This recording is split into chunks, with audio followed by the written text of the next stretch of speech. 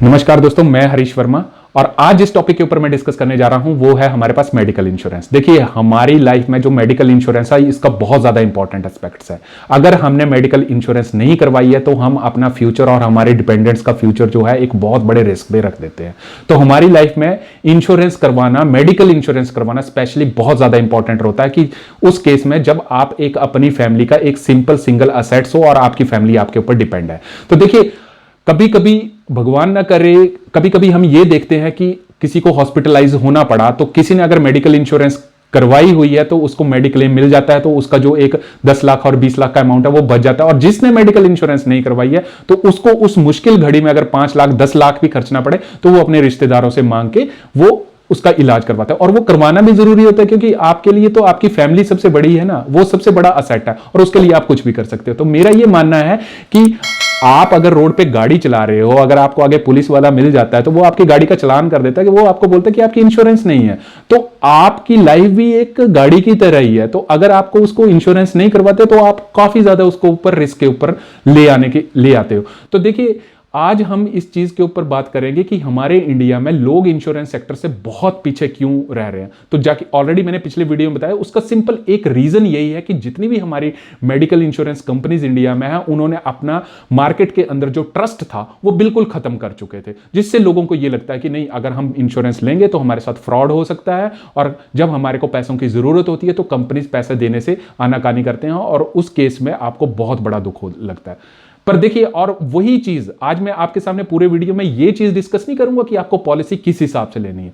Policy लेने के लिए तो आपको ऑनलाइन और ऑफलाइन एजेंट्स बहुत ज्यादा मिल जाएंगे, बट मैं जो मेन चीज बात करूंगा कि पॉलिसी लेते वक्त आपको किन चीजों का ध्यान रखना चाहिए कि कल को आपके क्लेम के रिजेक्शन के जो रीजंस हैं वो बहुत कम रह जाएं कि आपने जो पॉलिसी जब ली थी तो आपने कंपनीज को सही सही बताया ताकि आपका क्लेम रिजेक्ट होने का बिल्कुल जीरो कारण रह जाए। तो देखिए, आज हम उसी टॉपिक्स के ऊपर बात करेंगे। तो देखिए, क्लेम रिजेक्ट होने का सबसे बड़ा कारण क्या होता है कि हमारी अपनी पर्सनल लाइफ में जब भी आप ऑनलाइन पॉलिसी लेते हैं तो जब भी आपको कोई ऑनलाइन एजेंट पॉलिसी बेच रहा होता है तो वो आपको सिंपल एक चीज पूछता है कि देखिए सर, आपको पिछले कुछ 5 साल में कोई बीमारी तो नहीं हुई, कोई हर्निया हो गया, कोई ऑपरेशन तो नहीं हो गया। तो आपको लगता है कि ये ऐसे नॉर्मल सी बात है, ये पूछ पूछ के आपको उसको नो टिक करवा देते हैं। और खुदा ना खास्ता कल को आपको जरूरत पड़ गई तो कंपनी वही लीगल एस्पेक्ट्स आपके फ्रंट में लाती है कि जब आपसे ये पूछा गया कि आपको कोई दिक्कत तो नहीं थी तो आपने नहीं बताई, और आपके जो मेडिकल हिस्ट्री में उसमें ये साफ शो हो रहा है कि आपकी ये मेडिकल हिस्ट्री में साफ शो हो रहा है कि आपको ये प्रॉब्लम्स ऑलरेडी क्रिएट थी जिसके कारण से आपके पास क्लेम रिजेक्ट्स होता है और हमारे को लगता है कि हमारे साथ फ्रॉड हो गया और इसी कारण हमारा कंपनीज के साथ विश्वास उठ जाता है। तो और वही आपके पास ऑफलाइन में होता है। तो ऑफलाइन के केस में क्या होता है, एजेंट्स को तो पता है कि पॉलिसी बेचना है, वो कभी आपके साथ ये नहीं बताएगा कि आपकी पॉलिसी इस केस पे रिजेक्ट होती है। चाहे आपने आज तक जितनी पॉलिसी ली है, चाहे मेडिकल ली है, चाहे टर्म ली है, आपसे ये चीज कंपनी के जो एजेंट्स होते हैं वो कभी ये डिस्कस नहीं करेंगे कि आपके इन कारणों से रिजेक्ट होगी। आपको उसके सिर्फ बेनिफिट्स ही बताएंगे आपको। और देखिए, इंश्योरेंस का मतलब क्या है कि और बहुत सारे लोगों को कंपनीज प्रोटेक्ट करती है और जिनको इंश्योरेंस की जरूरत पड़ती है कंपनी उसके कारण देती है। तो देखिए, मेडिकल इंश्योरेंस में आपको हमेशा एक चीज याद रखनी है कि इंडिया में 95% जो पॉलिसी है वो सिर्फ एक ही कारण से रीजन से रिजेक्ट होती है, वो है प्री एग्जिस्टिंग डिसीज। और ये प्री एग्जिस्टिंग क्या है? प्री एग्जिस्टिंग का मतलब ये है कि जब आपने पॉलिसी ली तो उससे पहले अगर आपको कोई बीमारी थी, 5 साल में कोई आपका ऑपरेशन हुआ या आपको कोलेस्ट्रॉल की दिक्कत है या कोई हार्ट की दिक्कत है, तो अगर आपको उस टाइम कंपनीज को बताना जरूरी है वो कि आपको ये प्री एग्जिस्टिंग डिजीज है।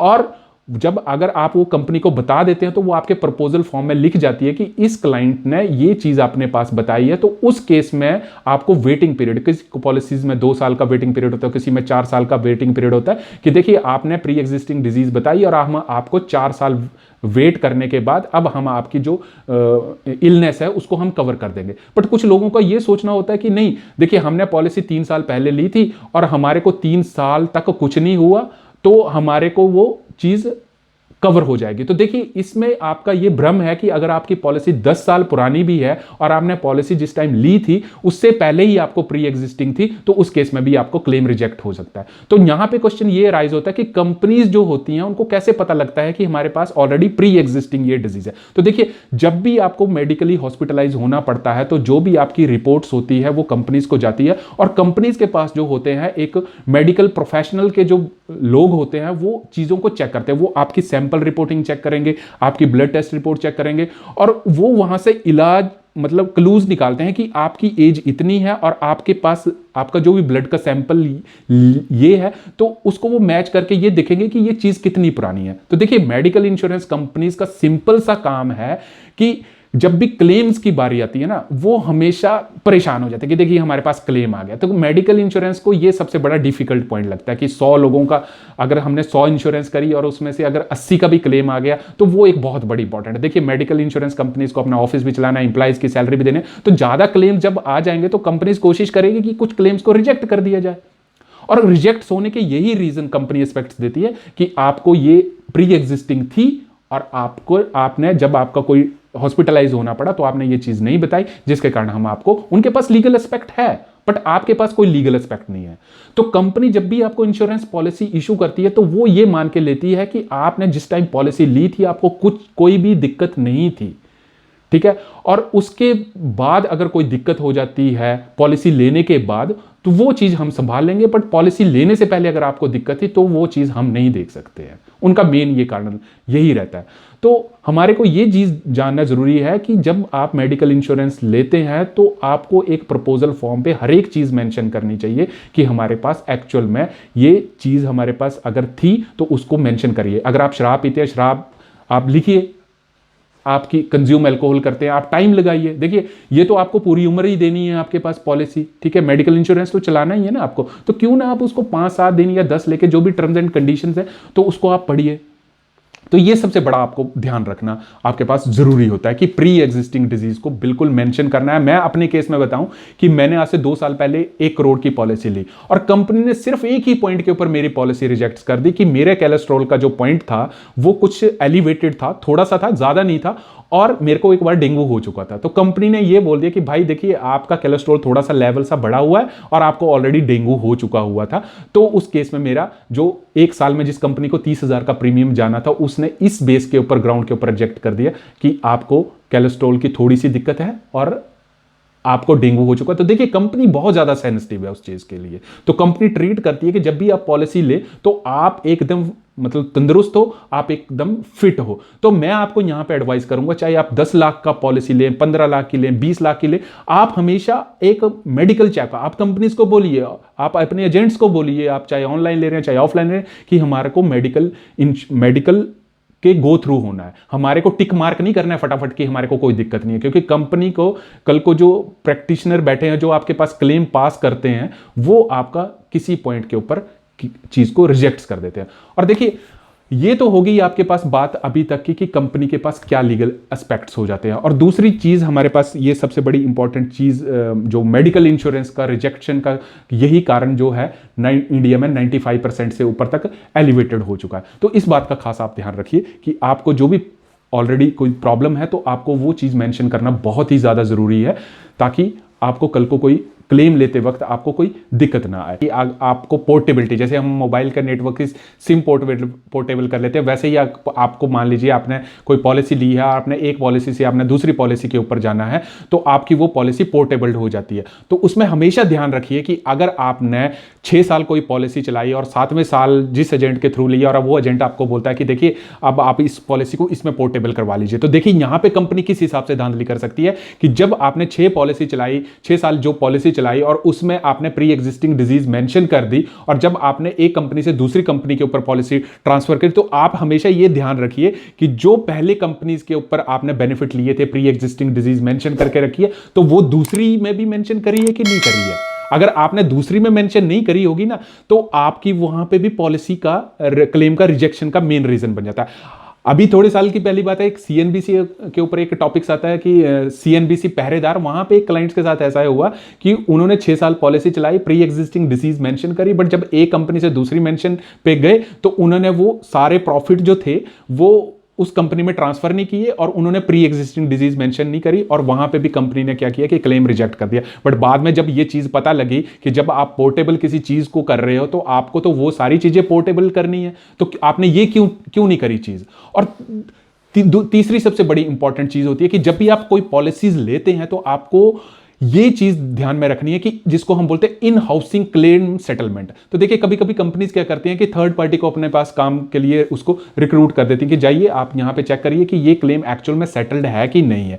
तो जो थर्ड पार्टी होती हैं वो क्या करती हैं कि क्लेम्स को पास करने के लिए लोगों को बड़ा परेशान करती हैं, बड़ी मुश्किल से, कि उसको देखती हैं कि वो एडमिट है, उसकी क्या मेडिकल हिस्ट्री है। तो नंबर ऑफ क्वेश्चंस आपके साथ वो पूछ सकते हैं। तो हमेशा कोशिश करिए कि आपको सिर्फ पॉलिसी वो लेनी है जिसकी इन हाउस क्लेम सेटलमेंट है, मतलब जिस कंपनी ने आपको पॉलिसी बेची वही आपके पास क्लेम सेटलमेंट के लिए आपके पास वही कंपनी आ गया। और देखिए चौथा नंबर का पॉइंट क्या है कि कभी कभी मान लीजिए कि आपके पास पॉलिसी है और आपके कभी कभी हॉस्पिटलाइज्ड होना पड़ जाता है। तो हम क्या करते हैं कि हम हॉस्पिटलाइज हो गए, हमने 2 या 3 दिन लगा दिए वहां पे हॉस्पिटलाइज करने के बाद, और जब हमारे पास वो 3 दिन का बिल बना, हमने कंपनीज को भेजा, तो कंपनीज की अंडरराइटिंग टीम उसको एनालाइज करती है। तो कभी कभी अंडरराइटिंग टीम ये बोल सकती है कि देखिए आपके पास तो ये बीमारी थी, आपको तो हॉस्पिटलाइज होने की जरूरत ही नहीं थी। तो हमेशा एक बात का ध्यान रखिए कि जब भी आपको हॉस्पिटलाइज होना पड़े उससे पहले आप कंपनीज को इन्फॉर्म कर दीजिए कि हम हॉस्पिटलाइज्ड हो रहे हैं।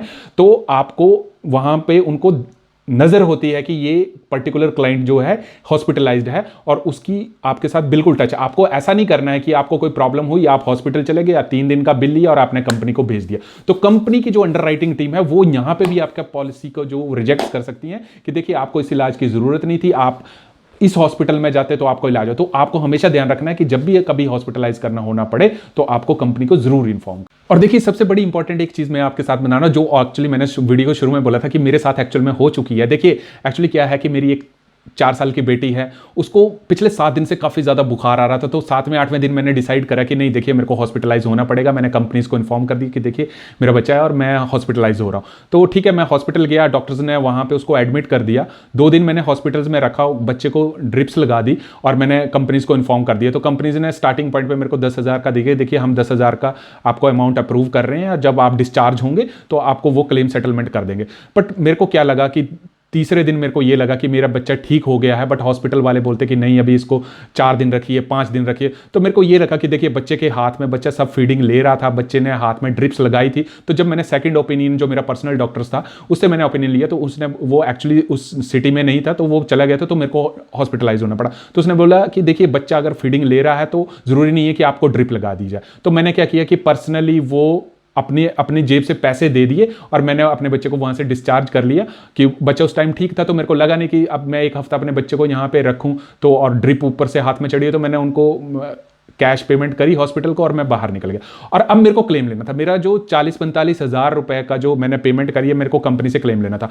अब मैंने क्लेम के सारे डॉक्यूमेंट्स भेज दिए और जब मेरे पास क्लेम्स भेजने के बाद डॉक्यूमेंट्स जो स्पीड पोस्ट और कोरियर मैंने किया, तो मैं कंपनी को बोल दिया कि देखिए मैंने ये ट्रैकिंग नंबर से आपको कोरियर दिया, तो मेरा क्लेम आप जल्दी से जल्दी सेटल कर दीजिए। तो देखिए जब उनके पास वो डॉक्यूमेंट्स पहुंच गए, आपके पास कोरियर कंपनी की जो ट्रैकिंग पोर्टल था उसमें दिखा रहा था कि आपके पास डॉक्यूमेंट पहुंच गए, बट कंपनी ने मेरे को 10 दिन 15 दिन बोल दिया कि जी देखिए हमारे पास तो डॉक्यूमेंट आए नहीं।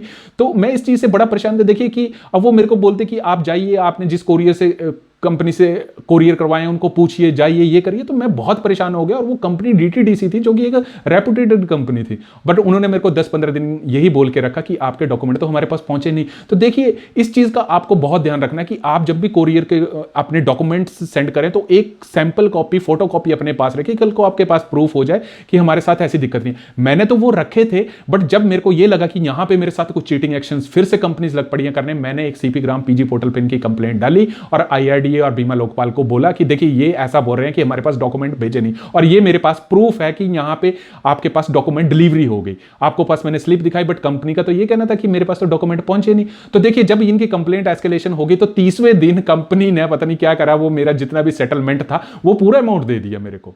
तो देखिए यहां पे मेरे को लगा कि यही मेरा क्लेम पास करने के चक्कर में नहीं थे, और यहां पे ये वो क्लूज निकाल सकते थे कि आपको इस चीज की जरूरत ही नहीं थी कि आपको हॉस्पिटलाइज होना पड़ा। बट मैंने उनको ऑलरेडी बता दिया था कि मैं हॉस्पिटलाइज हो रहा हूं, बट जो मैंने डिस्चार्ज हुआ वो मैं अपने आप से हुआ, क्योंकि मैंने आपको बताया कि बच्चा मेरा ठीक था और मेरे को उतनी ज्यादा जरूरत नहीं। तो हमेशा कोशिश करिए कि इन चीजों से भी बच के रहिए कि आप अपने पास एक सेट जरूर रखिए, जो भी आपके पास ओरिजिनल के साथ आपके पास फोटोकॉपी जरूर रखिए कि कल को आपको ये कंपनी ना बोले कि आपके पास कोरियर ना पहुंचे, तो यहां भी आपके साथ दिक्कत। देखिए लास्ट में सारी चीज़ों का एक कंक्लूजन निकालूंगा, जो कि हर एक आपको पास ऑनलाइन एजेंट या और आपके पास ऑफलाइन एजेंट सारी चीज़ें बताते हैं कि आपको इंश्योरेंस कैसे लेनी है, और उसमें भी मैं आपको काफ़ी अच्छे पॉइंट्स बताऊंगा कि कैसे आपको चीज़ करनी है। सबसे पहले जरूरी होती है कि जब भी आप मेडिकल इंश्योरेंस पॉलिसी लेते हैं उसमें आपको कैशलेस फैसिलिटी होनी चाहिए। उसमें ऐसा नहीं होना चाहिए कि पहले मैं पैसा लगाऊं और बाद में पैसा लगाऊं। तो आपको कैशलेस वहां पे हॉस्पिटल्स देखने की कौन से नेटवर्क हॉस्पिटल हैं जो आपको कैशलेस फैसिलिटी प्रोवाइड करते हैं। और दूसरी चीज ये है कि जिस एरिया में आपको पास रहते हैं वो उस पॉलिसी के जो अच्छे हॉस्पिटल हैं उसके अंडर कवर हैं कि नहीं है। ऐसा नहीं है कि अब जैसे कई नई इंश्योरेंस कंपनीज आ जाती हैं वो नए नए हॉस्पिटल्स को कवर करती हैं और पुराने जो अच्छे रेपुटेटेड हॉस्पिटल है उनको कवर नहीं करती है। तो ये बहुत जरूरी है कि नेटवर्क हॉस्पिटल्स देखना आपके पास बहुत जरूरी है, और आपके पास मेडिक्लेम के केस में आपको कैशलेस फैसिलिटी देना बहुत जरूरी है। और सबसे बड़ी इंपॉर्टेंट यहां पे एक चीज बात करूंगा कि आपको जब आप मेडिकल इंश्योरेंस ले लें तो आपको दो राइडर्स जो बहुत ज्यादा जरूरी होते हैं, जिसमें आपको बोलते हैं एक्सीडेंटल डिसेबिलिटी और एक होती है परमानेंट डिसेबिलिटी। देखो यहां पे आप कंफ्यूज मत होना। एक्सीडेंटल डिसेबिलिटी का मतलब है कि आपका एक्सीडेंट हो गया और आप एक्सीडेंट की वजह से 3 महीने ऑफिस नहीं जा पाए, तो उस केस में कंपनी आपको एक लमसम अमाउंट देती है कि आपका एक्सीडेंट हुआ तो आपको ये एक्सीडेंट डिसेबिलिटी के राइडर के थ्रू हम आपको प्रीमियम इशू कर रहे हैं। आपको जो परमानेंट डिसेबिलिटी का राइडर है वो आपको टर्म इंश्योरेंस के केस में लेना, क्योंकि उस केस में जब आप एक बार प्रीमियम ले लेते हैं वो लाइफ लॉन्ग कांस्टेंट रहता है। बट मेडिकल इंश्योरेंस के केस में क्या होता है कि अगर आप राइडर ऐड भी कर लिए तो जैसे जैसे आपकी एज बढ़ती रहती है तो वो राइडर का जो आपका प्रीमियम है वो भी इंक्रीज आपके पास एक्चुअल में हो जाता है। और तीसरा जो राइडर लोग मेडिकल इंश्योरेंस में लेते हैं वो है क्रिटिकल इलनेस। क्रिटिकल इलनेस का मतलब ये है कि आपके पास जैसे कैंसर हो गया, हर्निया हो गया, या कुछ ट्यूमर हो गया, या ऐसी कोई 24-25 बीमारियां हैं जो कि क्रिटिकल कैटेगरी में आते हैं। क्रिटिकल कैटेगरी को यहां समझना बहुत ज्यादा जरूरी है, क्योंकि लोगों को यह लगता है कि मान लीजिए कि कोई चीज डिटेक्ट भी होगी, मान लीजिए XYZ को किसी को कैंसर हो गया तो वो क्रिटिकल इलनेस में नहीं आएगा, वो फर्स्ट अर्ली स्टेज होगा। उस केस में मेडिकल इंश्योरेंस आपको कवर नहीं देगा। वो आपकी क्रिटिकल इलनेस तब आएगी जब वो आपको ये लगेगा कि अब इसके पास टाइम कम है, या 1 साल या 1.5 साल है या 2 साल है, तो उस केस में कंपनी क्या करती है कि आपको एक लमसम अमाउंट जो होता है वो उस क्रिटिकल इलनेस को आपको इशू कर देती है जब आपकी वो चीज काफी ज्यादा बढ़ जाती है। तो देखिए अब यहां पे एक क्वेश्चन यहां पे काफी ज्यादा राइज होता है कि मान लीजिए XYZ को कैंसर की प्रॉब्लम हो गई और उसने क्रिटिकल इलनेस ले लिया। अब क्रिटिकल इलनेस में से कैंसर कवर है बट वो उसमें कवर होगा ही नहीं। क्रिटिकल इलनेस है थर्ड स्टेज, थर्ड केस में कंपनी आपको लमसम अमाउंट दे देती है, वो क्रिटिकल कैटेगरी में आती है। बट आजकल ऑनलाइन अगर आप इंश्योरेंस देखेंगे तो आपके पास कुछ स्पेशल कैंसर कवर प्लान है कि आपको जैसे ही XYZ को कुछ ऐसी चीजें क्रिटिकल इलनेस जो वो फर्स्ट स्टेज में डिटेक्ट हो जाती है तो वो उस केस में कवर हो जाती है। तो इन सारी चीजों को आप ध्यान रखना बहुत जरूरी है। और अगर आपको चैनल अच्छा लगा तो सब्सक्राइबर का बटन और बेल आइकन दबाना मत भूलना। Thank you.